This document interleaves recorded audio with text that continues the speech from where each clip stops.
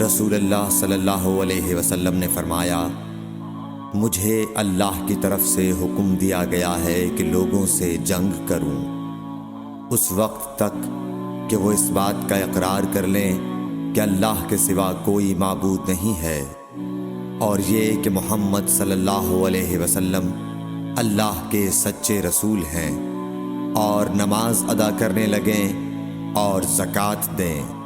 جس وقت وہ یہ کرنے لگیں گے تو مجھ سے اپنے جان و مال کو محفوظ کر لیں گے سوائے اسلام کے حق کے۔ رہا ان کے دل کا حال تو ان کا حساب اللہ کے ذمے ہے۔ صحیح بخاری حدیث نمبر 25۔